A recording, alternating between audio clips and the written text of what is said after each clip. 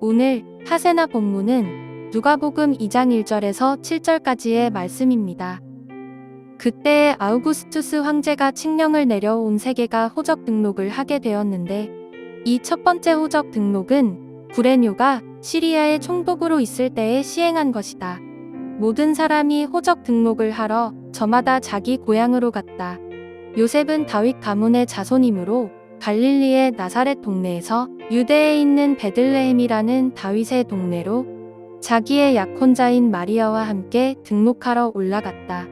그때의 마리아는 임신 중이었는데 그들이 거기에 머물러 있는 동안에 마리아가 해산할 날이 되었다. 마리아가 첫 아들을 낳아서 포대기에 싸서 구유에 눕혀두었다. 여관에는 그들이 들어갈 방이 없었기 때문이다. 누가복음 2장에는 예수님 탄생 이야기가 기록되어 있습니다. 오늘 말씀을 보면 예수님께서 탄생하실 때 당시 정치적 상황이 어떠했는지 알 수 있는데, 그때는 아우구스투스 황제가 로마 제국을 다스릴 때였습니다. 아우구스투스는 세금을 징수할 목적으로 호적조사 칙령을 내렸고, 당시 시리아 지역의 총독이었던 구레뇨가 유대 지역에 이 칙령을 집행하였습니다. 호적조사는 세금을 징수할 때 유용하기도 했고, 당시 로마 제국이 가지고 있던 지배권과 통제권을 과시하는 좋은 수단이 되기도 했습니다.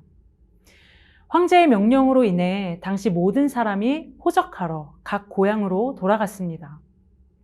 요셉은 다윗의 후손이었기 때문에 갈릴리 나사렛에서 다윗의 고향인 베들레헴으로 향하게 됩니다. 요셉은 가면서 임신한 마리아도 데려갔습니다. 이 일에 대해서 마태복음 1장에서는 요셉이 마리아와 파혼하려 했다가 꿈을 통해 천사의 계시를 받아 약혼 관계를 계속 유지했다고 더 자세하게 기록하고 있습니다. 누가복음에서는 이러한 내용을 생략하고 요셉이 고향 베들레헴으로 마리아를 데려갔다고 비교적 간단하게 설명하고 있는 것을 알 수 있습니다. 그런데 사실 마리아는 요셉의 고향인 베들레헴으로 갈 필요가 없었습니다. 호적 등록은 원래 남자들만 하는 것이기도 하고, 마리아와 요셉은 아직 정식으로 혼인한 사이도 아니었기 때문입니다. 하지만 요셉은 그런 마리아를 끝까지 보호하고 책임지기 위해서 데려갔을 것입니다. 엄청난 권력을 가진 로마 제국의 황제가 내린 명령이니 요셉과 마리아는 복종할 수밖에 없었지만, 다윗의 자손인 요셉이 다윗의 도시였던 베들레헴에 간 것은 태어날 아기 예수가 구약에 약속된 다윗의 후손이라는 사실을 보여줍니다. 구약 성경 미가 5장 2절 말씀에 보면, 너 베들레헴 에브라다야, 너는 유다의 여러 족속 가운데서 작은 족속이지만 이스라엘을 다스릴 자가 내게로 나올 것이라고 말씀합니다. 이스라엘의 통치자가 베들레헴에서 태어날 것을 예언한 말씀이 오늘 누가복음 말씀을 통해 이루어지게 되는 것을 알 수 있습니다. 마리아는 베들레헴에 머물러 있는 동안에 해산을 했습니다.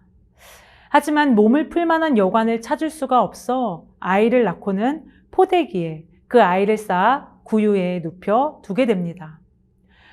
구유는 가축들에게 먹이를 부어주는 통을 말하는데, 구유의 아이를 눕혔다는 것으로 보아 마리아는 외양간 같은 곳에서 아이를 출산한 것입니다. 만삭이었던 한 여인이 먼 길을 떠나와서 외양간 구유의 아이를 낳은 장면은 출산의 기쁨을 누리기에는 너무나 절망적인 환경입니다. 지난 누가복음 1장 32절의 말씀에서 주의 천사가 마리아에게 나타나 다윗의 왕위를 주실 위대한 아들을 잉태하게 될 것이라 약속했는데, 지금 마리아의 상황은 이 약속과는 너무나 어울리지 않는 상황처럼 보여집니다.